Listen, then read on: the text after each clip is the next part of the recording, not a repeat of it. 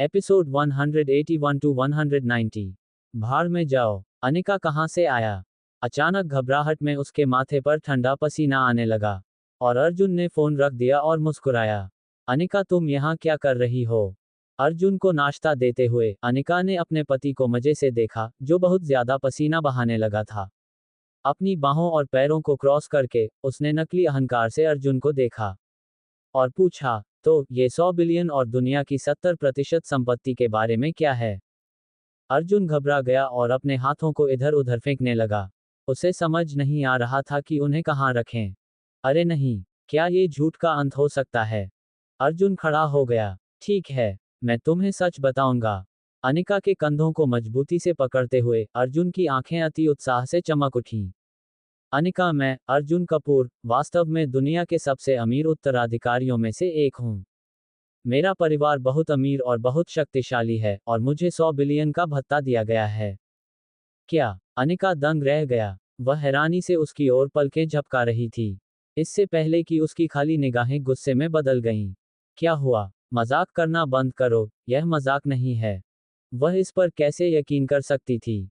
अपना हाथ अर्जुन के माथे पर रखते हुए अनिका ने बड़बड़ाते हुए कहा, तुम भी नहीं जल रहे हो? इतनी सुबह इतनी बकवास क्यों कर रहे हो? कोई बात नहीं, आज मिला का ख्याल रखना। मुझे अभी भी काम करना है। कंपनी को किसी दवा फैक्ट्री के साथ कॉन्ट्रैक्ट निपटाने के लिए मेरी जरूरत है। ये कहते हुए अनिका जाने के लिए मुड़ी। हालांकि कुछ कदम चलने के बाद वह वापस मुड़ी और अर्जुन को घूरते हुए धीरे से याद दिलाया, अपना नाश्ता खा लो। मूर्खतापूर्ण ढंग से हंसते हुए अर्जुन का हाथ उसके सिर के पीछे खुजलाने लगा। समझ गया, सावधान रहना, ठीक है। अनिका को जाते देख अर्जुन ने अंततः राहत की सांस ली। भगवान का शुक्र है कि उसकी प्रतिक्रियाएं तेज थीं, नहीं तो उसके झूठ का अंत हो जाता। शुक्र है कि किसी ने सच पर विश्वास नहीं किया। अपना भरपूर नाश्ता समाप्त करने के बाद अर्जुन कुछ देर तक अहाना के साथ खेलता रहा, लेकिन तभी माया जी का फोन आया और वह वहां से चला गया। उसे बिल्कुल भी अंदाजा नहीं था कि उसकी सास के इरादे क्या थे, क्योंकि उसने कॉल में कुछ भी नहीं कहा था। पहले नॉर्डन स्काई की ओर चक्कर लगाते हुए फिर अर्जुन अपनी फरारी को ओल्ड शर्मा मैनर की ओर ले गया। बेशक प्रवेश द्वार पर कार पार्क करने के बजाय उन्होंने आसपास के क्षेत्र में कार पार्क करने का विकल्प चुना। कार रोकने के बाद वह ओल्ड शर्मा मैनर की ओर चल पड़ा। उसी समय टीना शर्मा अपनी सहपाठियों के साथ पास के मॉल में खुशी खुशी खरीदारी कर रही थी। दूर से टीना का जबड़ा खुला रह गया जब उसने अर्जुन को फरारी से उतरते देखा। हे भगवान, अर्जुन फरारी चला रहा है, या मैं गलत हूँ? टीना, क्या हुआ? तुम क्या देख रही हो? एक लड़की ने पूछा, जिसके बाल चोटीदार थे और उसके नुकीले दांत बाहर झांक रहे थे। लड़की ने अपनी पीठ पर एक प्यारा गुलाबी स्कूल बैग बांधा हुआ था और पैरों में सफेद मोजे पहने हुए थे। टीना ने खुद को गले लगाया और भौहें सिकोड़ लीं। मुझे कुछ काम करने हैं, इसलिए तुम लोग पहले चले जाओ। मैं कल फिर आकर तुम लोगों को ढूंढूंगी। लड़के लड़कियों को कोई आपत्ति नहीं थी, इसलिए वे सभी अपने अपने रास्ते चले गए। ऐसा कहकर टीना फरारी की ओर चली गई और चारों ओर अच्छी तरह देखने के बाद अपनी पीठ फेर ली। अपने होठों को फुलाते हुए उसने एक प्यारी सी सेल्फी ली और उसे अपने वीचैट मोमेंट्स पर दिखाने के लिए पोस्ट कर दिया। मेरे बॉयफ्रेंड की नई फरारी, इसे चूसो दोस्तों। अपनी पोस्ट से संतुष्ट होकर टीना इंजन पर बैठ गई और अपने फोन से खेलने लगी। दूसरी तरफ अर्जुन ओल्ड शर्मा मैनर में पहुंच चुका था। दरवाजे में प्रवेश करने के बाद उसने माया येट्स और आंटी पारुल को एक दूसरे से बातें करते हुए पाया। माया जी, मैं यहाँ शैतान का वकील नहीं बनना चाहता, लेकिन तुम अपने पास मौजूद थोड़े से पैसे से पहाड़ी पर बना विला कैसे खरीदोगी? असंभव, उन्होंने अब कीमत भी बढ़ा दी है। तुम्हें कम से कम 15 मिलियन की जरूरत होगी। पारुल सोफे पर बैठी थी, उसकी भौहें बहुत ज्यादा हिल रही थीं। उसके बगल में एक एलवी हैंडबैग था, जबकि उसकी कलाई पर महंगे गहने थे। माया जी ने सूखी हंसी हंसते हुए कहा, बहन, विला खरीदने के बारे में किसने कहा? मेरे पास इतने पैसे नहीं हैं। जब से माया जी ने सुना कि कीमत 15 मिलियन तक बढ़ गई है, तब से वह नाराज थी। खासकर तब जब उसकी बहन उसके चेहरे पर हंसने के लिए इतनी दूर से यहाँ तक आई थी। यहाँ तक कि अपने दामाद को भी दिखाने के लिए लेकर आई थी। माया जी क्रोधित हो गई। ओह, अभी भी अपनी बहन से झूठ बोलने की कोशिश कर रही हो, है न, माया जी? जिस पहाड़ी विला पर तुम्हारी नजर थी, वह मेरे दामाद की कंपनी का है। इसलिए मुझे उसी क्षण पता चल गया था जब तुमने विला के बारे में पूछा था। पारुल जी के अंदर से अहंकार लहरों की तरह बह निकला। पारुल को उस घटना के बारे में बहुत पहले से पता था, जिसमें माया जी ने पहाड़ी पर स्थित विला के बारे में पूछा था और उसे इसके लिए पीटा गया था। वह उत्सुकता से अपनी बहन की जांच करने और शायद उसका थोड़ा मजाक उड़ाने के लिए वापस लौटी थी। उसने कहानी का केवल पहला भाग ही सुना था और उसके बाद क्या हुआ, इस बारे में वह पूरी तरह से बेखबर थी। ये तथ्य कि उसकी बहन को इस बारे में पता था, माया जी को ऐसा महसूस हुआ जैसे उसने सारी गरिमा खो दी है। जब उसने अर्जुन को कमरे में प्रवेश करते देखा, तो उसने उस पर अपना गुस्सा निकाला। तुम वहां क्या कर रहे हो? जाओ और मेरे लिए पानी का एक नया बर्तन लाओ। अर्जुन के पास रसोई घर में पानी का नया बर्तन उबालने जाने से पहले सकारात्मक स्वर में गुनगुनाने के अलावा कोई विकल्प नहीं था। पारुल जी ने अर्जुन की तरफ एक नजर डाली। उसके डरपोक और आज्ञाकारी व्यवहार से खुश होकर वह व्यंग्य करने से खुद को नहीं रोक पाए। तुम्हारा दामाद बहुत अच्छा है। हालांकि वह होनहार नहीं है, लेकिन घर के काम करने में अच्छा है। तुम इस वजह से निश्चिंत रह सकते हो। माया जी ने जब ये सुना तो वह क्रोधित हो गई और तुरंत कोसने लगी। वह एक बेकार का कूड़ा है। तो क्या हुआ अगर वह घर का काम कर सकता है? अगर वह फ्रैंक जितना अच्छा है, तो मुझे इतना कष्ट नहीं सहना पड़ेगा और मिस्टर शर्मा के साथ इस पुराने घर में रहना पड़ेगा। पारुल जी की आंखें मुस्कुराहट से सिकुड़ गईं। जब उसने अर्जुन को चाय लेकर आते देखा, तो उसने जानबूझकर कप पर अपनी पकड़ ढीली कर दी, जिससे गर्म पानी अर्जुन के हाथों पर गिर गया। उबलते गर्म पानी ने तुरंत अर्जुन की त्वचा को आग की तरह लाल कर दिया। कप भी तेज आवाज के साथ टूट गया। ओह डियर, मुझे बहुत खेद है। कप बहुत गर्म था और मैंने इसे ठीक से नहीं पकड़ा। अर्जुन, मुझे आशा है कि आपके हाथ ठीक हैं। पारुल ने चिंतित होने का नाटक किया। अर्जुन ने दर्द से अपने दांत भींच लिए और मुस्कुराने लगा। सब ठीक है। इसके बाद वह जल्दी से रसोई में भागा और अपने हाथों को ठंडे पानी में भिगोया, लेकिन तब तक एक बड़ा छाला बन चुका था। दर्द बहुत भयानक था। अर्जुन की आंखें रसोई में खड़ी ठंडी थीं। वह कैसे नहीं देख पाया कि पारुल ने ये सब जानबूझकर किया था। लिविंग रूम में पारुल पहले ही अर्जुन के बारे में भूल चुकी थी और उसकी जगह माया जी की ओर मुड़ी। ठीक है, चूंकि आपने पहले ही मेरी मदद मांगी है, इसलिए मैं फ्रैंक से मदद मांगूंगी और देखूंगी कि क्या उसे आंतरिक छूट मिल सकती है या कुछ और। ये कहकर पारुल सोफे पर पीछे झुक गई और अपने हाथ में रखे आभूषणों को छूने लगी तथा माया जी के मदद मांगने की प्रतीक्षा करने लगी। उसने आगे कहा, माया जी, ऐसा नहीं है कि मैं तुम्हें डांटना चाहती हूँ, लेकिन तुम्हें वास्तव में उस समय अनिका को अर्जुन से शादी करने की अनुमति नहीं देनी चाहिए थी। अब देखो तुम्हें कितना पछतावा हो रहा है। जब पारुल ने ये कहा तो उसने ये बिल्कुल नहीं सोचा कि अर्जुन रसोई से उसकी बात सुन सकता है या नहीं। तो क्या हुआ अगर वह ऐसा कर सकता था?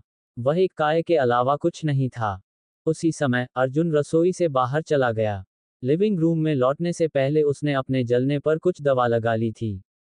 उसने मुस्कुराते हुए कहा, आंटी पारुल, कृपया विला के बारे में चिंता न करें। मैंने पहले ही एक घर खरीद लिया है। यदि आप इच्छुक हैं, तो आप बाद में हमारे नए घर को देखने आ सकती हैं। पारुल और माया जी दोनों उसकी बातें सुनकर अचंभित रह गईं। माया जी को यह उम्मीद नहीं थी कि अर्जुन ऐसे समय में भी इस मामले पर शेखी बघारेगा और मजाक करेगा। इस प्रकार माया जी ने अर्जुन को गुस्से से घूरा, मेज पर रखी एक किताब उठाई और गालियां देते हुए उसे अर्जुन पर फेंक दिया। अर्जुन, अगर तुम नहीं बोलोगे तो कोई तुम्हें गूंगा नहीं समझेगा। अब तुरंत चले जाओ। माँ, मैंने वाकई एक घर खरीद लिया है। मैंने आपको पिछली बार बताया था। कुछ ही दिनों में हम सब वहां रहने के लिए चले जाएंगे, अर्जुन ने कहा और वह फर्श से किताब उठाने के लिए झुका। पारुल उदासीन थी। उसने अर्जुन को संदेह से देखा और फिर व्यंग्य से उसका मजाक उड़ाया। माया जी, तुम्हारे दामाद ने अब शेखी बघारना सीख लिया है। यह अच्छा नहीं है, तुम्हें पता है। वह बहुत जल्द बुरा हो जाएगा। हाँ, तुम बिल्कुल सही हो। माया जी अर्जुन पर तीखी नजर डालने के अलावा कुछ नहीं कर सकी। हालांकि अगले ही पल पारुल अपना हैंडबैग लेकर खड़ी हो गई और बोली, ठीक है, चूंकि दामाद ने पहले ही ऐसा कह दिया है, तो चलिए हम आपके नए घर का दौरा करने के लिए एक तारीख तय करते हैं। दरार, माया जी का दिल टूटकर चूर चूर हो गया। वह गुस्से से भरी हुई थी। लेकिन उसे गुस्सा निकालने के लिए कोई जगह नहीं थी।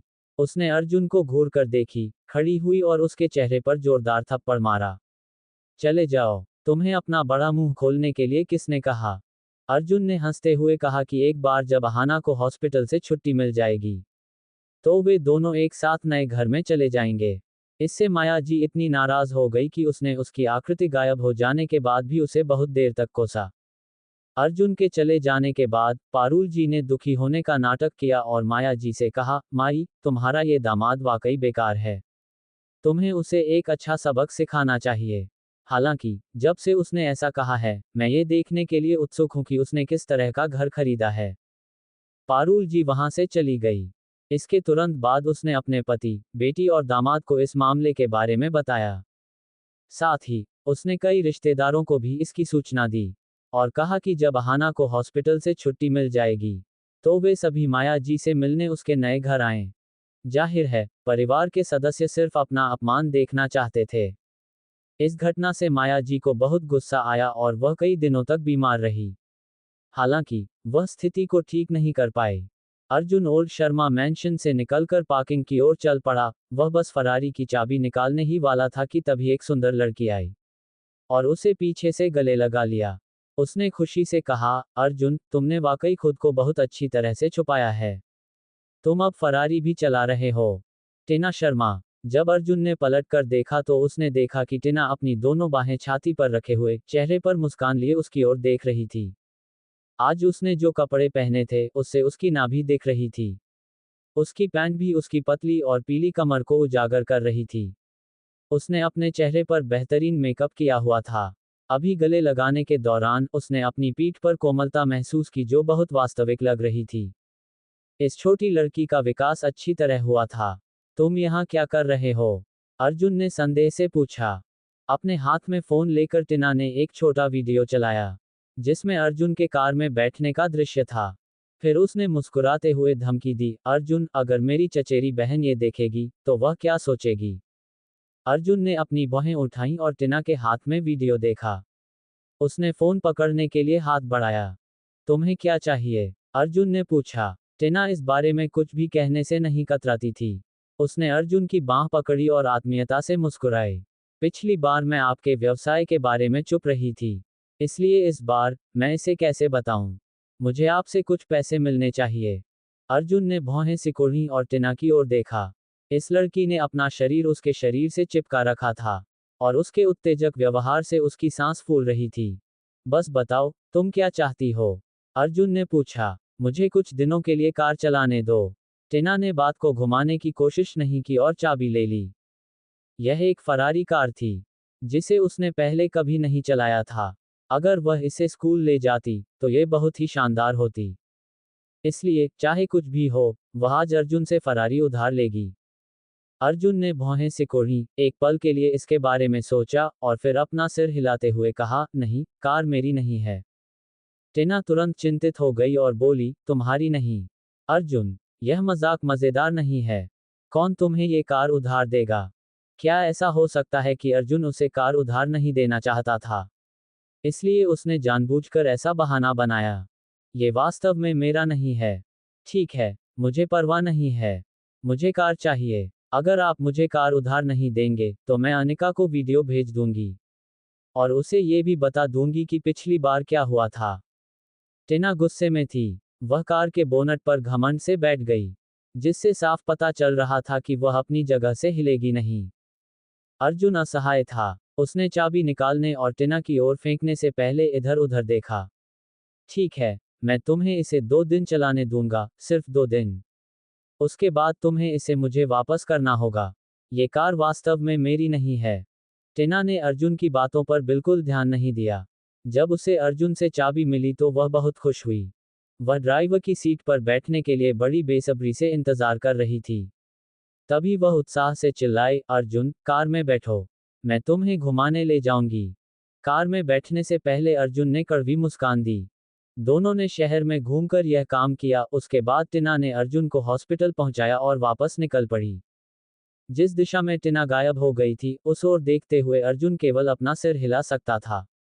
दोपहर में अर्जुन काफी देर तक अहाना के साथ खेलता रहा, लेकिन अधिकतर समय अर्जुन उसे देखकर मुंह बनाता रहा और कहानियां सुनाता रहा। कल गायत्री जी द्वारा दिया गया छोटा सा सोने का कंगन पहले से ही अहाना के हाथ में पहना जा रहा था। अर्जुन ने जब इसे देखा तो उसे दुख की लहर महसूस हुई। यह उसकी माँ का था। 7 वर्ष हो गए थे जब वह आखिरी बार अपनी माँ के कब्रिस्तान में गए थे। उसने उसके बेटे के रूप में बहुत बुरा काम किया। उसके पास कोई विकल्प नहीं था। उसकी माँ का अंतिम विश्राम स्थल कोई साधारण स्थान नहीं था।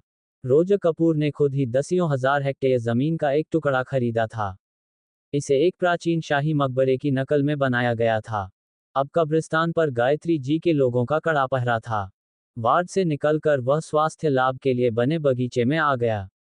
अर्जुन लंबी बेंच पर बैठ गया और बहुत देर तक कुछ नहीं बोला। उसके हाथ में एक फोन था जिसे पहले किसी ने नहीं देखा था। वह काफी देर तक हिचकिचाता रहा और अंततः उसने कई नंबर डायल कर दिए। करीब 10 सेकंड बाद कॉल कनेक्ट हुई। एक पुरुष की मधुर आवाज सुनाई दी। ज्यादा भावुकता नहीं थी, लेकिन लोगों को एक प्रभावशाली एहसास हुआ। उसने सम्मानपूर्वक कहा, यंग मास्टर, आपके क्या आदेश हैं? अर्जुन ने शांति से पूछा, तैयारियां कैसी चल रही हैं? सब कुछ तैयार है। मैं यंग मास्टर के निर्देशों का इंतजार कर रहा हूं, आवाज ने सम्मानपूर्वक उत्तर दिया। अच्छा, अर्जुन ने कहा, कुछ भी गलत नहीं हो सकता। वालिस परिवार को नष्ट कर दिया जाना चाहिए।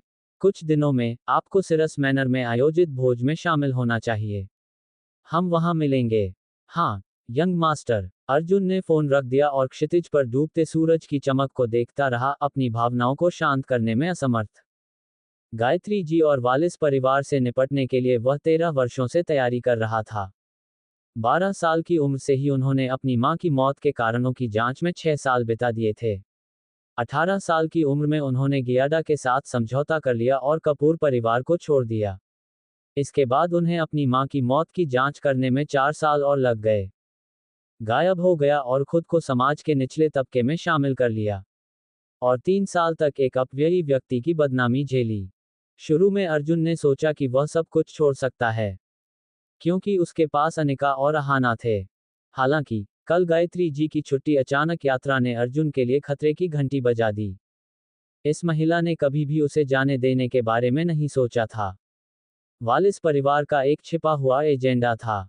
उस स्थिति में, वह तीखी तलवार जिसे उसने इतने वर्षों से छुपा रखा था, अब गियाडा के सिर पर, पूरे वालिस परिवार के सिर पर लटकी होगी। क्लार्क परिवार हमेशा कपूर का उपनाम रखेगा। अर्जुन की आंखें गहरी हो गईं क्योंकि उसके आसपास का वातावरण ठंडा हो गया था।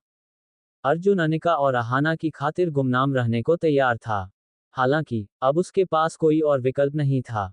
गायत्री जी ने सीमा पार करना शुरू कर दिया था, वापस अनिका की ओर। आज, वह तैयार होकर मुंबई के दक्षिणी जिले में हुटन फार्मास्यूटिकल फैक्ट्री में निर्माताओं के साथ व्यापार सहयोग पर चर्चा करने आई। चूंकि टनक के द्वितीय हॉस्पिटल के साथ सहयोग शुरू हो चुका था, इसलिए बीकन को उनके लिए दवाएं बनाने हेतु और अधिक दवा कारखानों की तलाश करनी पड़ी। हटन फार्मास्यूटिकल फैक्ट्री शहर में सबसे बड़ी निर्माता थी और पर्दे के पीछे का मालिक काफी प्रभावशाली था। न केवल मुंबई में उनकी फैक्ट्रियां थीं, बल्कि पूरे देश में उनकी शाखाएं भी थीं। यह उनके मजबूत आधार का प्रमाण था। अतीत में, बीकन हटन के साथ सहयोग करने के लिए योग्य नहीं था। अब, सब कुछ अलग था। टनक के दूसरे हॉस्पिटल की प्रतिष्ठा के साथ, बीकन अब योग्य था। ओह यार, वी.पी. शर्मा यहाँ व्यक्तिगत रूप से आए हैं। तुमने मुझे क्यों नहीं बताया? मैं तुम्हें व्यक्तिगत रूप से लेने जा सकता था। अनिका हटन फार्मास्यूटिकल फैक्ट्री की 13 मंजिला इमारत में गए और चेयरमैन के कार्यालय में हटन के मालिक जेरेड हट से मिले। वह मुंबई में एक प्रसिद्ध उद्यमी थे। वह सिस्टम में एक प्रतिनिधि थे और हॉफ की सबसे अमीर सूची में भी उनका नाम शामिल था। जेरेड हट की बात करें तो उनके ससुर का भी उल्लेख किया जाना चाहिए। वह राजधानी शहर में एक उच्च पदस्थ व्यक्ति था, जिसके पास अथाह शक्ति थी। पिछले कुछ सालों में, अपने ससुर के संरक्षण में, जेरेड की दवा फैक्ट्री खूब फल फूल रही थी। ये देश भर में शीर्ष 10 व्यवसायों में से एक के रूप में अपनी स्थिति में दृढ़ थी। उनकी पत्नी भी कई कंपनियों में काम करने वाली एक मजबूत करियर वाली महिला थी। उन्होंने रियल एस्टेट, फिल्म और मनोरंजन, सांस्कृतिक संचार और अन्य क्षेत्रों में काम किया। ये कहा जा सकता है कि जैरेड हट एक बहुत ही सफल दामाद थे जिन्होंने निश्चित रूप से अपने ससुर का पक्ष जीत लिया था। अनिका मुस्कुराए और हाथ मिलाने के लिए अपना हाथ आगे बढ़ाया। मिस्टर हट, आप बहुत व्यस्त आदमी हैं। मैं आपसे कैसे कह सकती हूँ कि आप मुझे लेने आए। जैरेड ने अनिका से हाथ मिलाया और उसे स्थिर भाव से देखा। उसने कुछ और बार उसकी ओर देखा। यह महिला वास्तव में सुंदर थी जैसा कि अफवाहों में बताया गया था। वास्तव में एक दुर्लभ सुंदरता। भव्यता की वह आभा अत्यंत आकर्षक थी। मिस्टर हट। अनिका थोड़ी शर्मिंदा हुई और उसने अपना हाथ वापस खींचने की कोशिश की। जैरेड को होश आया और वह जल्दी से हंस पड़ा। ओह डियर, वी शर्मा बहुत खूबसूरत महिला हैं। मैं आपकी आभा से मोहित हो गया हूँ। अनिका बस मंद मंद मुस्कुराई, लेकिन अब वह अधिक सतर्क थी। यहाँ आने से पहले ही मिंडी ने उसे चेतावनी दे दी थी कि जैरेड हट एक अच्छा इंसान नहीं है। वह एक बूढ़ा बिगड़ैल व्यक्ति है। पिछले कई सालों में उसने कई महिलाओं के साथ खुलेआम और गुप्त रूप से संबंध बनाए हैं। असल में, कंपनी द्वारा नियुक्त सभी महिला सचिवों के साथ उसने धोखा किया है। उसकी पत्नी ने उसकी हरकतों पर आंख मूंद ली। आखिरकार, उसके पास भी लड़कों के खिलौने थे। ये जोड़ा पहले ही एक दूसरे के प्रति अपनी भावनाएं खो चुका था। लेकिन उन्होंने तलाक का सहारा नहीं लिया क्योंकि वे अपने व्यापारिक संबंधों और प्रतिष्ठा को बनाए रखना चाहते थे। जैरेड ने खुद ही अनिका के लिए चाय बनाई और वे काफी देर तक बातें करते रहे। जितनी ज्यादा वे बातें करते, जैरेड अनिका के प्रति उतना ही ज्यादा आकर्षित होता और उसके दिल में उतनी ही ज्यादा खुजली होती। ये दुख की बात थी कि इस तरह की महिला का विवाह एक बेकार आदमी से हुआ। जैरेड की नजरें अनिका के सफेद टखनों से हटकर धीरे धीरे ऊपर की ओर बढ़ीं और उन आकर्षक लाल होठों तक पहुंच गईं। शानदार। उसकी आवाज भी बहुत मधुर और मनमोहक थी। सूखी सांस लेते हुए, जैरेड ने ये भी नहीं सुना कि अनिका क्या कह रही थी। वह उसके बगल में बैठ गया, मानो अनिका के लिए चाय डाल रहा हो। फिर, उसने अपना एक अनियंत्रित हाथ अनिका की जांघ पर रखा और मुस्कुराते हुए कहा, मिस शर्मा, हम बाद में व्यापार पर चर्चा करेंगे। चलो, मैं तुम्हें आज रात के खाने के लिए बाहर ले चलता हूँ। अनिका ने सतर्कता से जैरेड का हाथ हटाया, अपनी बैठने की मुद्रा बदली और कहा, मिस्टर हट, पहले व्यापार की बात करते हैं। एक बार जब हम किसी समझौते पर पहुंच जाते हैं, तो हम जश्न मनाने के लिए डिनर कर सकते हैं। ये कहकर, अनिका ने अपना फोन निकाला जैसे वह समय देख रही हो, लेकिन वास्तव में, वह अर्जुन को एक संदेश भेज रही थी। वह केवल अर्जुन के बारे में सोचती थी। वह एकमात्र व्यक्ति था जो उसे सुरक्षा की भावना दे सकता था। जैरेड ने उसके हाथ को छुआ और उस पर बची हुई गर्मी को महसूस किया। वह चमड़े के सोफे पर पीछे की ओर झुक गया। उसका बियर पेट प्रमुख रूप से प्रदर्शित था। उसने मुस्कुराते हुए कहा, मिस शर्मा, मेरे पास एक अलिखित नियम है कि हमें व्यवसाय पर चर्चा करने से पहले खाना पीना चाहिए। यदि आप ऐसा नहीं कर सकते, तो मुझे नहीं लगता कि हम अपनी चर्चा जारी रख सकते हैं। मेरी हटन फार्मास्यूटिकल फैक्ट्री में व्यावसायिक साझेदारों की कमी नहीं है। मेरी नज़र में, बीकन फार्मास्यूटिकल अभी पर्याप्त योग्य नहीं है। जैरेड ने अनिका की ओर देखा, उसका दिमाग पहले से ही खराब चल रहा था। बहुत खूबसूरत। वह सचमुच उसके सपनों की देवी थी। ऐसी महिला के स्वाद का आनंद लेने में सक्षम न होने के कारण, जैरेड को किनारे पर महसूस हुआ। ऐसा लग रहा था जैसे चींटियां उसके दिल को कुतर रही हों। क्या हुआ, मिस शर्मा, चिंता मत करो। ये तो बस खाना है। जैरेड ने अनिक के छोटे हाथों को पकड़ते हुए कामुक मुस्कान के साथ कहा। अनिका ने मुस्कुराते हुए अपने हाथ पीछे खींच खड़ी हो गई और झुक गई। मिस्टर हट, ऐसा लगता है कि हम साथ मिलकर काम नहीं कर सकते। बूढ़ा विकृत। ये देखकर कि अनिका जाने के लिए तैयार है, जैरेड को लगा कि यह लड़की अब भागने वाली है। जैरेड चिंतित हो गया और उसका चेहरा एक खतरनाक भाव में बदल गया। उसकी आवाज तीखी हो गई और वह तेजी से अनिका के पास गया और उसे पीछे से गले लगा लिया। मिस शर्मा, मत जाओ। चूंकि तुम पहले से ही यहाँ हो, तो चलो एक दूसरे से अच्छी तरह बात करते हैं और खुलकर बात करते हैं। चलो इसे इस तरह से करते हैं। जब तक तुम मेरे साथ एक रात सोती हो, मैं तुम्हें जितने ऑर्डर चाहिए उतने ऑर्डर दूंगा। जैरेड ने एक असभ्य जानवर की तरह अनिका को कसकर गले लगाया और पीछे से अनिका की गर्दन को चूमने का प्रयास किया। उसकी नज़र में, ऐसी कोई औरत नहीं थी जिस पर वह हाथ न डाल सके। मुझे छोड़ दो, मदद करो। अनिका ने संघर्ष करने की कोशिश की, लेकिन वह जैरेड के सामने टिक नहीं पाई। वह बिल्कुल भी ताकत नहीं जुटा पा रही थी।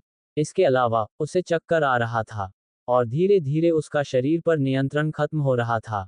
चाय में नशीला पदार्थ मिला हुआ था। अनिका घबरा गई। उसने कभी नहीं सोचा था कि दूसरा पक्ष इतना दुस्साहसी और क्रूर होगा। उसने ये काम दिन दहाड़े किया। मेरी सहायता करो। अनिका ने मदद के लिए बहुत जोर से पुकारा, लेकिन उसका शरीर कमजोर होता जा रहा था। वह इतनी ऊर्जा नहीं जुटा पा रही थी कि आखिरकार उसका शरीर टूटकर बिखर गया। उसे बहुत ज्यादा बीमार महसूस हो रहा था और धीरे धीरे उसकी नजर धुंधली होती जा रही थी। इस समय दरवाजा धक्का देकर खोला गया। 2 सुरक्षा गार्ड अंदर आए और उत्सुकता से पूछा, मिस्टर हट, क्या हुआ? भाड़ में जाओ। जेरेड ने गुस्से से दहाड़ते हुए चाय का सेट उन पर फेंक दिया। दोनों गार्डों ने यह दृश्य देखा और चुपचाप कार्यालय से बाहर निकलने से पहले अपना सिर नीचे कर लिया। उन्होंने अपने पीछे का दरवाजा भी बंद कर लिया। वे इस तरह की चीजों के आदी हो चुके थे, क्योंकि उन्हें हर 2 या 3 दिन में एक बार इससे निपटना पड़ता था। उसी समय हॉस्पिटल में मौजूद अर्जुन को भी वीन का संदेश मिला। उसके चेहरे के भाव तुरंत बदल गए। अनिका का संदेश बहुत सरल था। उसमें केवल इतना अनुरोध था कि वह उसे हटन फार्मास्यूटिकल फैक्ट्री से ले जाए। बिना किसी हिचकिचाहट के अर्जुन ने एक टैक्सी बुलाई और वहां चला गया। जब वह रास्ते में था तो जेरेड ने पहले ही अनिका पर पूरा नियंत्रण कर लिया था। वह उसे सोफे पर ले गया और अपने सामने लाल और नाजुक सुंदरता को देखकर आनंदित हो गया। मिस शर्मा, आइए हम एक दूसरे का खुलकर सामना करें और गहराई से बातचीत करें। चिंता न करें, हम बाद में सहयोग करेंगे। अपनी दुष्टता को पूरी तरह से भड़काते हुए जेरेड ने अश्लीलता से मुस्कुराया। अपने हाथों को रगड़ा और अनिका के कॉलर के नीचे के बटन खोलने शुरू कर दिए। 2 बटन खोलकर अंडरवियर में लिपटे 2 सुंदर चाप देखे जा सकते थे। अनिका बहुत उत्तेजित थी। उसने अपनी छाती को बचाने के लिए संघर्ष किया। उसने जेरेड को बुरी तरह धक्का दिया और जोर से चिल्लाई, मिस्टर हट, कृपया मुझे छोड़ दें। मेरा एक पति और बच्चा है। अनिका की आंखों के कोनों से आंसू टपक पड़े। उसका पूरा शरीर भय से कांप उठा। हालांकि वह बिल्कुल भी ताकत नहीं जुटा सकी। इस समय वह असहाय और दयनीय थी।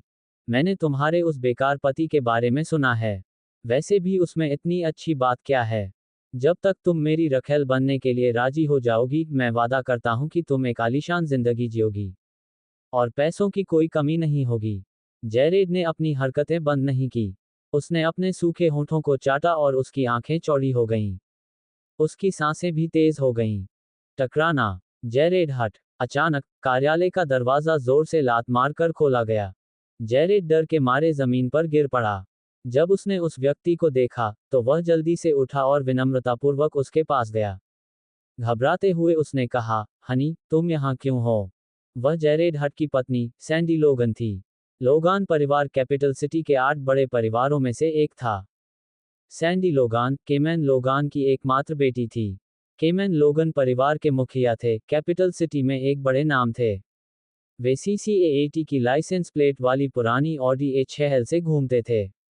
परिवार में शाही अध्ययन कक्ष में घूमने वाले कुलीन लोग, विभिन्न उद्योगों में प्रभावशाली लोग, ऊंची नाक वाले राजघराने और कुलीन वर्ग के सुरुचिपूर्ण और प्रतिष्ठित सज्जन लोग थे। दूसरे शब्दों में, लोगान परिवार निश्चित रूप से एक बड़ी ताकत थी। सैंडी ठंडे चेहरे के साथ कमरे में चली गई। उसने सोफे पर बैठे अनिका की तरफ देखा और व्यंग्यात्मक लहजे में कहा, बहुत बढ़िया, जेरेड हट, अब तुम दिन के उजाले में अपने दफ्तर में बेवकूफ़ी करने की हिम्मत कर रहे हो। क्या तुम उम्मीद करते हो कि मैं तुम्हारे लिए तुम्हारे गंदगी को साफ करूंगी? जेरेड बहुत घबरा गया क्योंकि उसके माथे पर पसीने की बूंदें थीं। उसने जल्दी से समझाया, प्रिय, नाराज मत हो। ये सिर्फ एक गलतफहमी है। बेशक, जेरेड डर गया था। उसकी पत्नी ओल्ड मास्टर लोगन की आंखों का तारा थी। अगर ओल्ड मास्टर को इस बारे में पता चल गया तो वह निश्चित रूप से मर जाएगा, शायद पूरी लाश के बिना भी। इसके अलावा सैंडी हमेशा जेरेड से अधिक प्रभावशाली रही थी। स्पष्ट शब्दों में कहें तो उनका विवाह लोगान परिवार में हुआ था, लेकिन उन्होंने वर्षों में कई उपलब्धियां हासिल की थीं और बूढ़े व्यक्ति का पक्ष जीता था। हालांकि वे अपने अपने मजे में थे, लेकिन अगर यह मामला उजागर हो जाता तो सबकी प्रतिष्ठा पर असर पड़ता। हनी, तुमने गलत समझा है। ये वही है। ये वह कमीनी है जिसने मुझे बहकाया। वह पहले मेरे साथ व्यापार पर चर्चा करना चाहती थी, लेकिन किसी कारण से वह अचानक मुझ पर टूट पड़ी और कहा कि वह मेरे साथ चलना चाहती है ताकि मैं उसके साथ सहयोग कर सकूं। जब उसने ये कहा तो जैरेड को जरा भी शर्मिंदगी महसूस नहीं हुई, और उसने कई बार अनिका को घूर कर देखी, जो अभी भी बीमार महसूस करते हुए सोफे पर लेटी हुई थी। क्या ऐसा है? सैंडी ने जैरेड को ठंडी निगाहों से देखा और जैरेड ने अपना सिर नीचे कर लिया, जबकि उसके माथे से झरने की तरह ठंडा पसीना टपक रहा था। इस छोटी सी कुतिया को मेरे लिए पकड़ो, सैंडी ने ठंडे स्वर में कहा, और उसके पीछे खड़े उसके अनुयायियों ने तुरंत अनिका को सोफे से खींच लिया। तमाचा। अनिका को गुस्से से एक जोरदार थप्पड़ मारा गया। इस थप्पड़ की वजह से उसके होठों के कोने फट गए और खून धीरे धीरे बहने लगा। छोटी कुतिया, चून की तुमने मेरे पति को बहकाने की हिम्मत की है, तो मैं आज उसके सामने तुम्हें मार डालूंगी, सैंडी ने गाली दी और साथ ही अपने अनुयायियों को इस दृश्य का वीडियो बनाने का निर्देश दिया। एक और थप्पड़ अनिका के चेहरे पर पड़ा। उसने जैरेड को बुरी तरह घूरते हुए कहा, मैं उन दुष्टों को दिखा दूंगी जो हर दिन तुम्हारे दफ्तर में घुसने की हिम्मत करती हैं। देखते हैं कौन फिर से अंदर आने की हिम्मत करता है।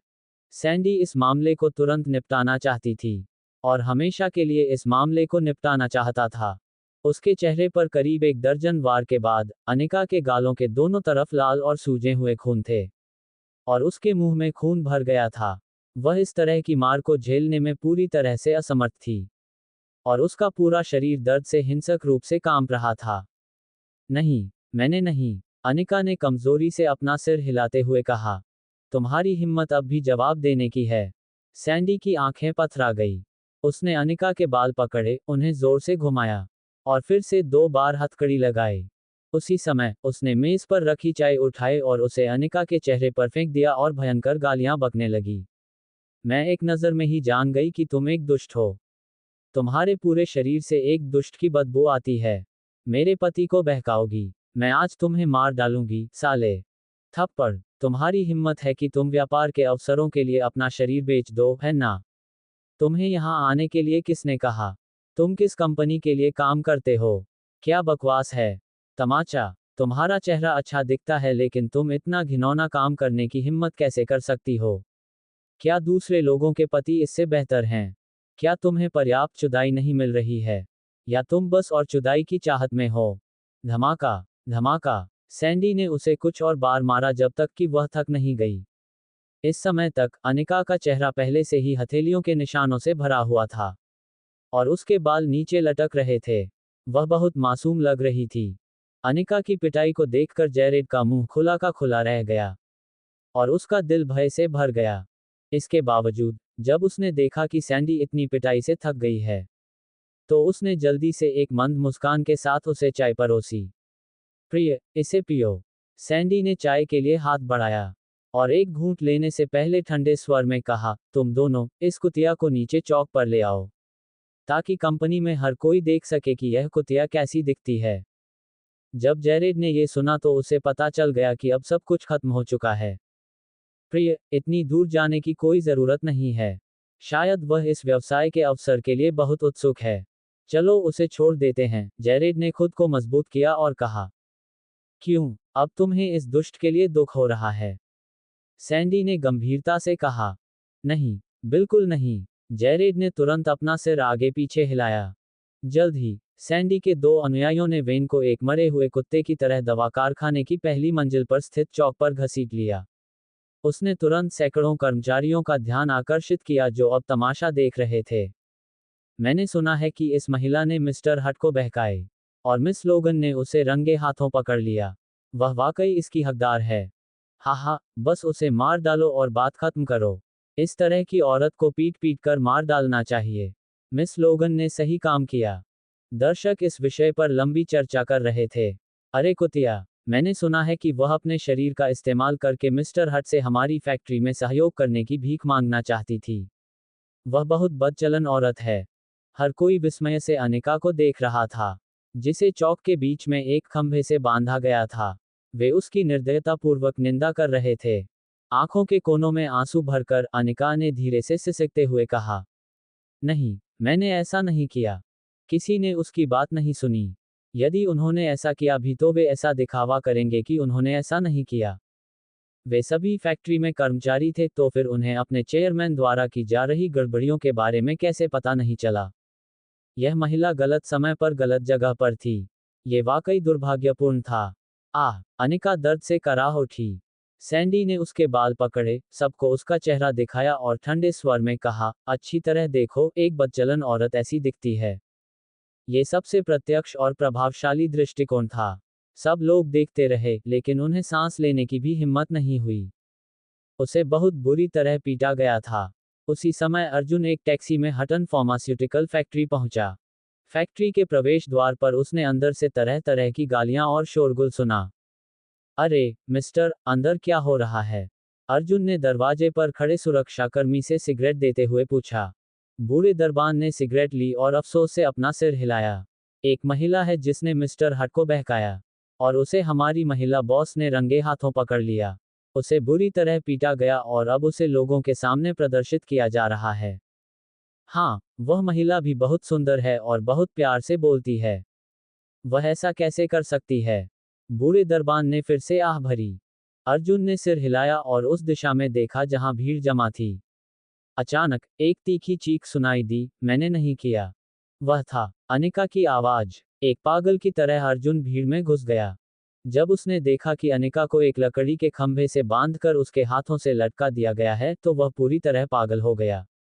अर्जुन को क्रोध बहुत तीव्र हो गया और उसकी आंखें लाल हो गईं। वह दौड़कर आया और उस अधेड़ महिला के पेट पर लात मारी, जो अनिका के बाल खींच रही थी और उसे बुरी तरह से गालियां दे रही थी। इस लात का बल इतना भारी था कि सैंडी कुछ मीटर हवा में उछली और फिर जोर से नीचे गिर पड़ी। अर्जुन ने अनिका के हाथों को हथकड़ी से मुक्त कर दिया।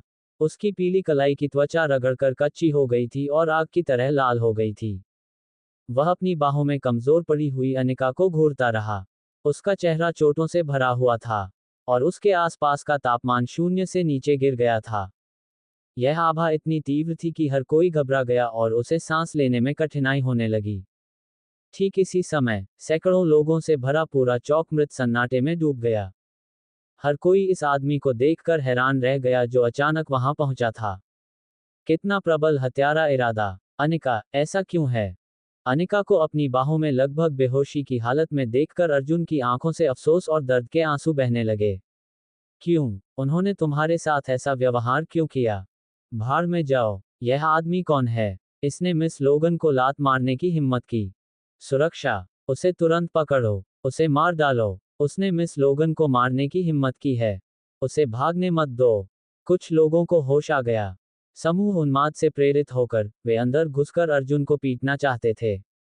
अर्जुन, तुम यहाँ हो, दर्द हो रहा है, बहुत थकान है। मैं, अनिका ने कमजोरी से फुसफुसाते हुए कहा। उसके चेहरे पर घाव थे और उसके मुंह के कोनों से खून बह रहा था। उसने कांपते हाथों से आगे बढ़कर अर्जुन के चेहरे को छूने की कोशिश की। मुझे ले चलो, मैं अब यहाँ नहीं रहना चाहती। मैं घर जाना चाहती हूँ। घर जाओ, अहाना। अनिका की आंखों के कोनों से आंसू टूटते मोतियों की तरह बहने लगे। वह बहुत क्रोधित था। अर्जुन ने अनिका को अपनी बाहों में पकड़ लिया और आसमान की ओर दहाड़ने लगा। इस समय उसका गुस्सा एक अदृश्य ड्रैगन की तरह था, जिसने सभी की आत्मा को हिलाकर रख दिया। वह गर्जना समतल भूमि पर गड़गड़ाहट के समान थी, और आकाश अचानक काले और उमड़ते बादलों से ढक गया। धमाका! एक धीमी गड़गड़ाहट हुई, जिससे सभी लोग डर गए। ऐसा लग रहा था मानो परमेश्वर अर्जुन पर अपनी निराशा प्रकट कर रहा था। आप अर्जुन कपूर की पत्नी हैं। इस जीवन में कोई भी आपको इस तरह से परेशान नहीं कर सकता, कभी नहीं। मैं चाहता हूं कि उन्हें एहसास हो कि इस दुनिया में जो कोई भी आपको छूने की हिम्मत करेगा, मैं उसे नष्ट कर दूंगा। यहां तक कि भगवान भी कांप उठेंगे और मेरे सामने सिर झुकाएंगे। तुम यहाँ क्यों खड़े हो? इस पागल को तुरंत बांध दो। यह आदमी पागल है जो इस तरह शेखी बघार रहा है। आसपास के कर्मचारी उनकी ओर इशारा करके हंसने लगे, क्योंकि उन्हें लगा कि अर्जुन मूर्ख बन रहा है। दूसरी तरफ सैंडी जेरेड की मदद से खड़ी हुई। उसका चेहरा पीला पड़ गया था और उसका पेट दर्द से कराह रहा था। अपनी छोटी उंगलियों से उसने अर्जुन की ओर इशारा किया और गुस्से से चिल्लाया, उसे मारो। उसे मार डालो। उसने मुझे लात मारने की हिम्मत की, वह मौत को दावत दे रहा होगा। जेरेड भी बहुत गुस्से में था क्योंकि उसकी पत्नी को लात मारी गई थी।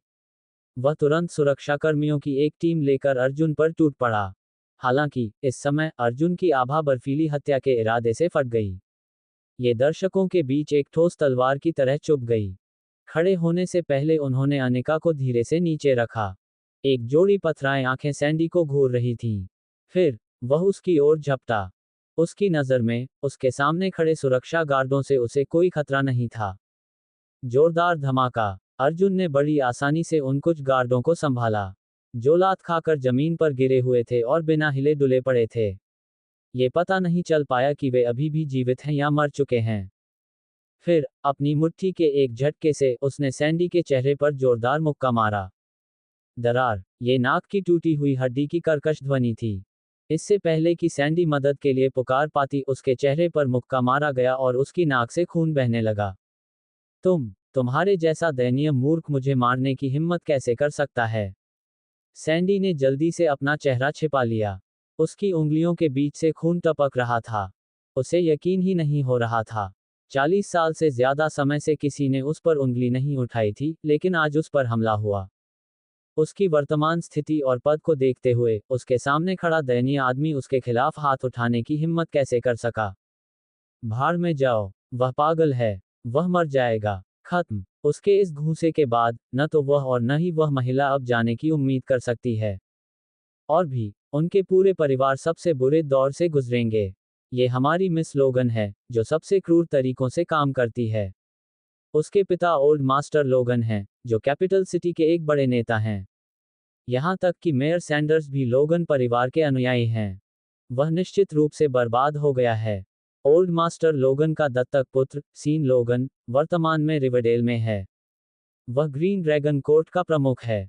वहां मौजूद दर्शक चर्चा करने लगे और अर्जुन के लिए दुख महसूस करते हुए असहायता से अपना सिर हिलाने लगे। इस आदमी ने सिर्फ एक मुक्का मारकर अपने पूरे परिवार को बर्बाद कर दिया। उन्हें भी उसके साथ ही दफनाया जाएगा।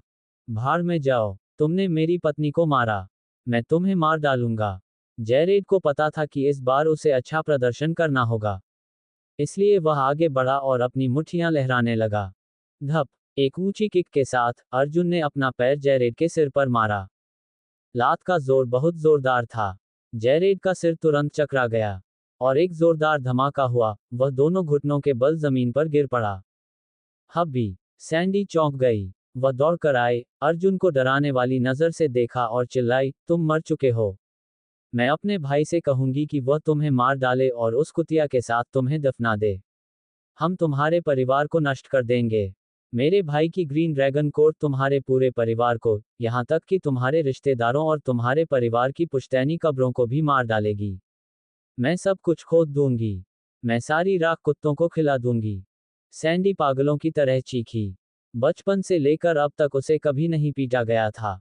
आज इस तरह मार खाकर वह इतनी क्रोधित हो गई कि उसका दिमाग खराब हो गया।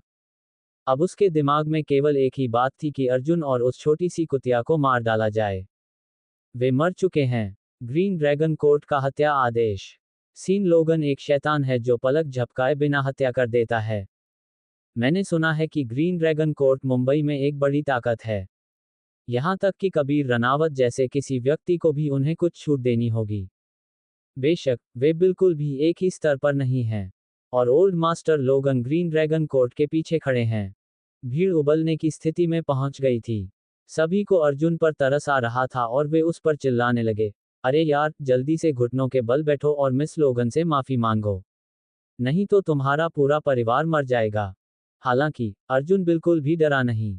ग्रीन ड्रैगन कोर्ट, उसे रोको और वे नष्ट हो जाएंगे। लोगान परिवार, उसे रोको और वे नष्ट हो जाएंगे। राजधानी शहर का दिग्गज, उसे रोको तो वह नष्ट हो जाएगा। आज जो कोई भी अर्जुन को रोकने की हिम्मत करेगा वह नष्ट हो जाएगा। तो क्या हुआ अगर उसने मुंबई और कैपिटल सिटी में उथल पुथल मचा दी? अनिका को अपमानित करो और वे नष्ट हो जाएंगे। अचानक अर्जुन आगे झुका और सैंडी के बाल पकड़ लिए। उसकी आंखें गुस्से से लाल थीं। थप्पड़, तमाचा, 2 थप्पड़ और सैंडी के 4 दांत टूट गए। फिर एक सिंगल बैक थ्रो से अर्जुन ने सैंडी लोगन जैसी महिला को सीधे जमीन पर फेंक दिया जिसका वजन 150 किलो से थोड़ा ज्यादा था। इसके बाद उसके पेट पर एक लात मारी गई। उग, सैंडी को तुरंत उल्टी आ गई, उसके पेट में हलचल मच गई। उसने दोपहर के भोजन में जो भी एबेलोन, शार्क के पंख और लॉबस्टर खाए थे, वे सब उल्टी हो गईं। आज से हटन फार्मास्यूटिकल फैक्ट्री अपने बंद होने की घोषणा करेगी। अपना पैर अभी भी सैंडी पर रखते हुए अर्जुन ने भीड़ के चारों ओर देखा और ठंडे स्वर में घोषणा की। उसकी गड़गड़ाती आवाज ने सभी को चौंका दिया। अरे, वह सचमुच मरने से नहीं डरता। हट्टेन फार्मास्यूटिकल फैक्ट्री एक ऐसी कंपनी है जिसे लोगन परिवार बहुत महत्व देता है। वह कौन है जो इतनी बड़ी बड़ी बातें कर रहा है? सभी लोग धीरे से बुदबुदाए। साले, तू मर गया। मैं लोगन परिवार का सैंडी लोगन हूँ। मेरे पिता केमन लोगन हैं। आज मुझे मारने के लिए, मैं तुझे मिटा दूंगा। सैंडी जमीन से उठने के लिए संघर्ष कर रही थी। उसे कुछ कर्मचारियों ने सहारा दिया। उसका चेहरा अब चोटों से भरा हुआ था। उसने अपने जीवन में पहले कभी इतना अपमान नहीं झेला था। सैंडी गुस्से से पागल हो गई थी। वह अर्जुन को घूरते हुए अपने दांत पीस रही थी और अपना फोन टटोल रही थी। भाई, जल्दी से फैक्ट्री में आओ, मुझे पीटा गया है। मेरे 4 दांत टूट गए हैं।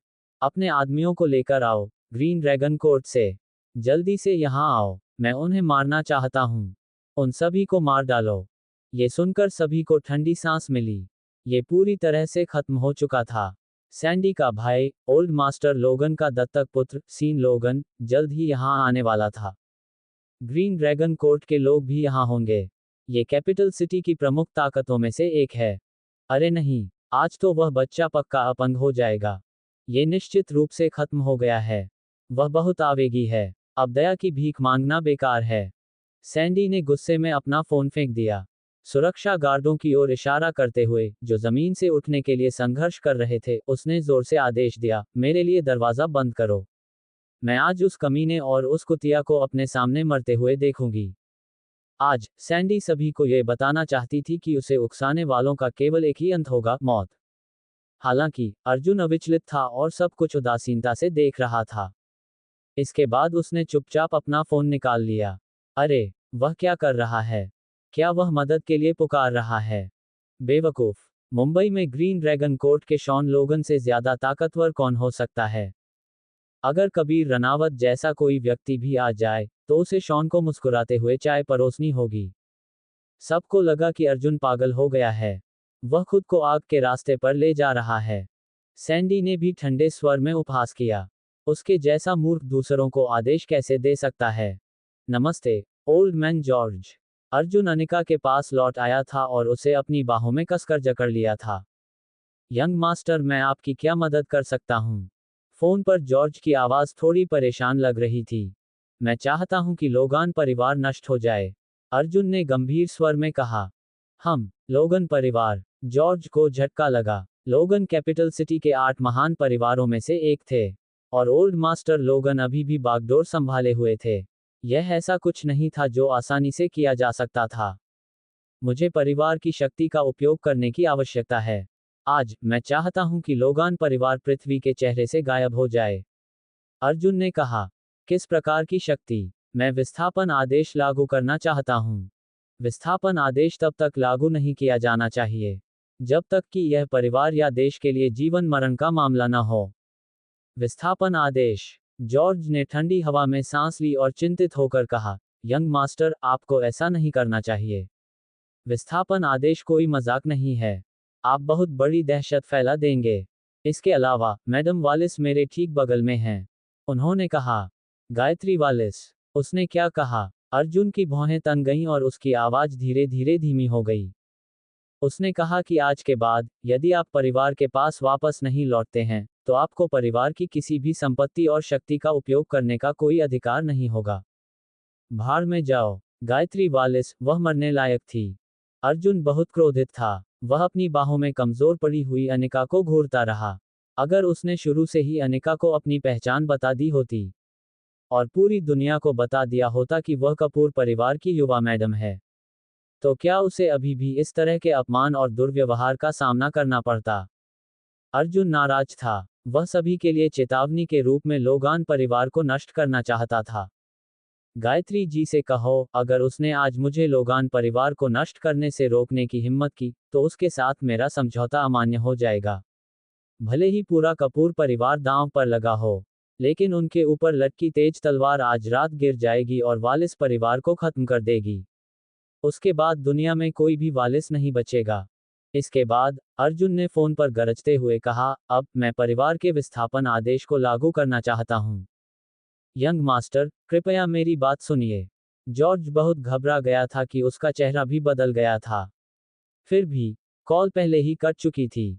माथे पर ठंडा पसीना लिए उसने सोफे पर बैठी गायत्री जी की ओर देखा और मुस्कुराते हुए कहा, मैडम वालिस, आपने उन्हें सुना? ये गायत्री जी ने जॉर्ज को बस ठंडे अंदाज में देखी और कहा, वह लोगान परिवार को नष्ट करना चाहता है। क्यों? कपूर और लोगान परिवारों के बीच संबंधों के कारण उसका लोगान परिवार को नष्ट करने का कोई इरादा नहीं था। वालिस परिवार के ऊपर लटकी तेज तलवार। गायत्री जी की सुंदर भौहें सिकुड़ गईं और उसका मुंह ठंडा हो गया। दिलचस्प। मुझे उम्मीद नहीं थी कि वह बेकार काय नहीं है जैसा मैंने इतने सालों तक उसके बारे में सोचा था। जॉर्ज ने कमर झुकाकर पूछा, मैडम वालिस, विस्थापन आदेश। वह लापरवाह है और तुम अभी भी उसके आदेशों का पालन करना चाहते हो। क्या तुम जानते हो कि विस्थापन आदेश कब लागू किया जा सकता है? गायत्री जी ने गुस्से से देखा क्योंकि उसकी आभा तीव्र हो गई थी। जॉर्ज इतना डर गया कि उसका पूरा शरीर ठंडे पसीने से भीग गया। ये कहकर वह उठ खड़ी हुई और जाने के लिए तैयार हो गई। हालांकि ठीक इसी समय गायत्री जी का फोन बज उठा। जब उसने फोन के डिस्प्ले पर अपरिचित नंबर देखा तो वह भौचक्की रह गई। उसका चेहरा थोड़ा अस्वाभाविक हो गया। नम गायत्री जी के आभामंडल के कारण कुछ शब्द और उनका लहजा भी अद्वितीय प्रभाव छोड़ सकता था। मिगुएल वालिस 13 साल की उम्र में एक सामूहिक पिटाई में शामिल था। पीड़ित की गंभीर चोटों के कारण मृत्यु हो गई। 15 साल की उम्र में उसने कई महिलाओं के साथ बलात्कार किया। 18 साल की उम्र में जैसे जैसे फोन पर धीमी आवाज जारी रही, मिगुएल से जुड़े हर आरोप की सूची सामने आती गई। इस समय गायत्री का शरीर कांप उठा और उसने अपना फोन कसकर पकड़ लिया। भौहें सिकोड़ने के साथ ही आखिरकार उसके चेहरे का भाव बदल गया। मिगुएल वालिस, वालिस परिवार के चौथी पीढ़ी के सदस्य और गायत्री जी के सबसे बड़े भाई के सबसे छोटे बेटे थे। वे वालिस परिवार के मुखिया के सबसे पसंदीदा परपोते थे। पिछले कुछ सालों में मिगुएल वालिस परिवार की ताकत से प्रेरित होकर एक या दो से ज्यादा जघन्य अपराध कर चुका है। हालांकि हर बार उसके कुकर्मों को छिपाया गया। मिगुएल पेट्रियार्क वालिस का बहुत बड़ा प्रशंसक था और वह गायत्री जी का प्रिय भतीजा भी था। तुम कौन हो? गायत्री जी ने ठंडे स्वर में पूछा। तुम कितना चाहते हो? फोन पर धीमी आवाज रुक गई और सिर्फ एक वाक्य बोला, यंग मास्टर, क्या चाहते हैं आप? गायत्री वालिस, इसे नहीं रोकेंगे, अन्यथा मिगुएल वालिस कल सूरज नहीं देख पाएंगे। क्लिक करें। कॉल डिस्कनेक्ट हो चुका था। इस समय गायत्री जी को अपनी रीढ़ की हड्डी में ठंडक महसूस हुई। पहली बार उसकी ठंडी आंखें अर्जुन की हत्या करने के इरादे से भरी हुई थीं। वह आदमी वास्तव में इस मामले में कोई मजाक नहीं कर रहा था। अगले ही पल, बिना किसी हिचकिचाहट के, गायत्री जी ने जॉर्ज को आदेश दिया, उसे विस्थापन आदेश दे दो। विस्थापन आदेश को लेकर गायत्री जी को इतनी दूर तक जाने की कोई आवश्यकता नहीं थी। बेशक उसने यह नहीं सोचा था कि मिगुएल वालिस परिवार के ऊपर लटकी हुई तेज तलवार थी। अर्जुन ने वास्तव में क्या योजना बनाई थी? पिछले 13 वर्षों में उन्होंने क्या तैयारियां की थीं? इतना कहकर गायत्री जी ठंडे वातावरण में अध्यक्ष के कार्यालय से बाहर चले गए। अर्जुन की बात पर वापस आते हैं। वह अभी भी अनिका को अपनी बाहों में पकड़े हुए था और आसमान की ओर देख रहा था। आसमान में नीचे लटकते काले बादल और उसके साथ आने वाला निराशाजनक दबाव उस जगह पर मौजूद हर किसी को सिहरन पैदा कर रहा था। कई लोगों के शरीर पर रोंगटे खड़े हो गए थे। क्या मैंने अभी गलत सुना? उसने क्या कहा? किस परिवार का विस्थापन आदेश? मुझे भी समझ नहीं आ रहा। वह लोगान परिवार को नष्ट करना चाहता है। क्या उसका दिमाग सही है? मुझे लगता है कि वह इतना डरा हुआ है कि उसे भ्रम हो गया है। वह फोन कॉल सिर्फ एक धोखा था। एक और मानसिक रूप से विकलांग व्यक्ति। कितनी अफसोस की बात है। हाँ, मैं गारंटी दे सकता हूं कि एक बार ग्रीन ड्रैगन कोर्ट के लोग आएंगे तो वह घुटने टेक कर दया की भीख मांगेगा। मुझे यकीन है कि उसकी पिटाई की जाएगी। इस समय सभी लोग इस विषय पर भिन्न भिन्न भावों से चर्चा कर रहे थे। कुछ लोग घृणा से, कुछ लोग खेद से, कुछ लोग घृणा से, कुछ लोग दया से। इसी समय भीड़ में से किसी ने चिल्लाकर कहा, वे यहाँ हैं। शॉन लोगन यहाँ है। ये ग्रीन ड्रैगन कोर्ट है। तभी चौक में मौजूद सभी लोगों ने अपना सिर घुमाया और एक साथ इलेक्ट्रॉनिक गेट को देखने लगे। हर कोई सांस रोककर इंतजार कर रहा था। जैसे ही इलेक्ट्रॉनिक गेट खुले, कारों का एक काफिला धीरे धीरे अंदर आया। अग्रणी कार एक काले रंग की बेंटले थी। पीछे जो गाड़ी थी, वह आकर्षण का केंद्र थी, रोल्स रॉयस सिल्वर घोस्ट, जिस पर एक छोटी सी मूर्ति लगी थी। यह एक शानदार पहचान और रुतबे का प्रतीक था। रोल्स रॉयस सिल्वर घोस्ट के इस अनुकूलित संस्करण की कीमत 1 अरब थी। कार का डिजाइन बहुत प्रतीकात्मक था। जैसे ही यह कार सामने आई, सभी को पता चल गया कि इसमें बैठे व्यक्ति की एक असाधारण पहचान और स्थिति है। ये तो बस एक मोबाइल वॉल्ट था। इसके पीछे दर्जनों शानदार एस्कॉर्ट्स थे, Cayenne, Maserati, Audi R8, Land Rover और मेबैक। सभी बेहतरीन लग्जरी कारें। ये बहुत भारी था। बस ये दिखावट ही अरबों की कीमत थी।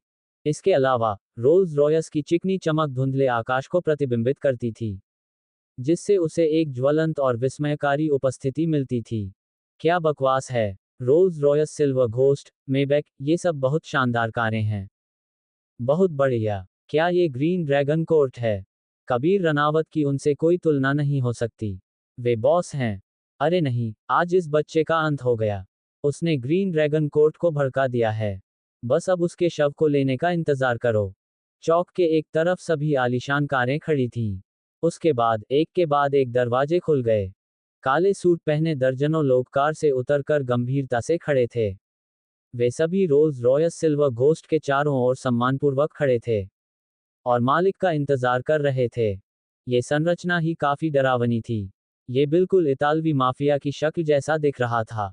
इसके बाद रोल्स रॉयस का दरवाजा खुला। एक अधेड़ उम्र का आदमी बाहर निकला। उसने नेवी ब्लू रंग का सूट पहना हुआ था, जिसके सीने पर एक बड़ा सा लोगो बना हुआ था। उसके बाल पीछे की ओर कंघी किए हुए थे और उसका चेहरा दाढ़ी वाला चौकोर था। उसकी तीखी निगाहों के साथ उसका व्यवहार बहुत प्रभावशाली था। वह ग्रीन ड्रैगन कोर्ट का मुखिया था, सीन लोगन। वह ओल्ड मास्टर लोगन का दत्तक पुत्र था और सबसे शक्तिशाली भी था। सैंडी पहले ही दौड़कर उसके पास आ चुकी थी और दुखी होकर रो रही थी। शॉन, मेरी तरफ देखो, मुझे इस तरह पीटा गया है। सैंडी, चिंता मत करो। चूंकि मैं पहले से ही यहाँ हूँ, इसलिए मैं इसे तुम्हारी संतुष्टि के लिए प्रबंधित करूंगा। जिन लोगों ने लोगान परिवार को नाराज किया है, वे सभी पहले ही समुद्र में डूब चुके हैं। सीन ने सैंडी के सिर को प्यार से छुआ। उसके बाद वह चुपचाप चौक के बीचों बीच चला गया जहां अर्जुन था। अनिका अभी भी उसकी बाहों में था। इसके बाद सीन के पीछे खड़े दर्जनों गुंडों ने अर्जुन को घेर लिया और उनके बीच कोई जगह नहीं छोड़ी। खटखट। जैसे ही जानलेवा आभा भड़की, इन लोगों ने छिपे हुए खंजर निकाल लिए। वहां मौजूद दर्शक इतने भयभीत हो गए कि वे तितर बितर हो गए और कई मीटर पीछे हट गए। उन लोगों की हत्या की मंशा बहुत प्रबल थी। सीन ने अर्जुन को देखा जो उसके सामने था और ठंडे स्वर में बोला। उसने अपनी घड़ी पर नजर डाली और कहा, तुम्हारे पास अभी भी 5 मिनट हैं, कुछ भी कहने के लिए। तुम अपने परिवार के सदस्यों को अलविदा कह सकते हो या इस ताज़ी और सुगंधित हवा में सांस ले सकते हो।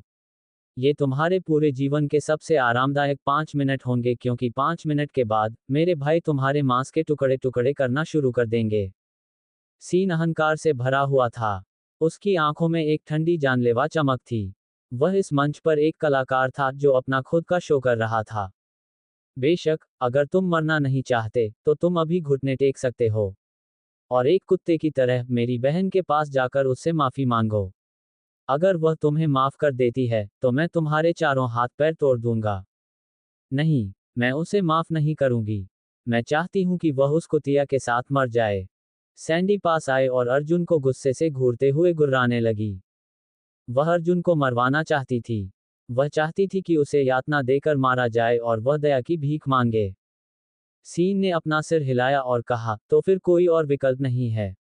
भाई, तुम्हें वाकई लोगान परिवार को भड़काना नहीं चाहिए था। तुम्हें अपने अगले जन्म में अच्छे पुनर्जन्म की उम्मीद करनी चाहिए। अर्जुन ने शांति से अपना सिर उठाया और उन दोनों की तरफ देखा। उसके चेहरे पर उदासीनता थी, जबकि उसके मुंह के कोने फड़क रहे थे। हा, अब डर गए। सैंडी अब बहुत घमंडी और उत्साहित थी। चेहरे पर एक विकृत मुस्कान के साथ उसने कहा, क्या तुमने अभी फोन नहीं किया? वे कहाँ हैं? तुमने जिन लोगों को फोन किया था वे कहाँ हैं? उसके चेहरे पर क्रूर मुस्कान थी और उसने व्यंग्यात्मक लहजे में कहा। शॉन के हाथ हिलाने पर दर्जनों लोगों ने अपने खंजर लहराए और अर्जुन की ओर बढ़े। स्विश! एक आदमी के हाथ से खंजर गिर गया और अर्जुन के कंधे में जा लगा। ठीक इसी क्षण, धमाका! दवा कारखाने में तेज गड़गड़ाहट जैसी आवाजें गूंज रही थीं, जैसे लहरें गरज रही हों। हर कोई हैरान और अचंभित था। उन्होंने मुख्य द्वार की ओर अपना सिर उठाया। हर कोई आश्चर्यचकित था। छलावरण रंगों में रंगे 4 विशाल खोखले स्टील पाइपों को इमारत के बाहर से घुसाया जा रहा था। इसके तुरंत बाद बाहरी दीवारें ढह गईं। ये दृश्य हर किसी के मन में अंकित हो गया और यह एक ऐसा दुस्वप्न था जिससे कोई भी अपने पूरे जीवन में छुटकारा नहीं पा सकता था। बहुत डरावना, बहुत भयानक, बहुत भारी। 4 युद्धक टैंक दीवारों से टकराए और बहुत तेज गड़गड़ाहट की आवाज हुई। धुएं और धूल के विशाल बादल फैक्ट्री में छा गए। वे इतनी तेज गति से आगे बढ़ रहे थे मानो वे किसी अज्ञात क्षेत्र में प्रवेश कर रहे हों। सभी लोग चिल्लाने लगे और तितर-बितर हो गए। ये चारों टैंक अचानक अर्जुन से 1 मीटर से भी कम दूरी पर रुक गए। 4 विशाल बैरलों ने तेज आवाज के साथ अपने कोण समायोजित किए। 2 बैरल शॉन के सिर पर, एक सैंडी के सिर पर, और एक जैरेड के सिर पर निशाना साधे गए।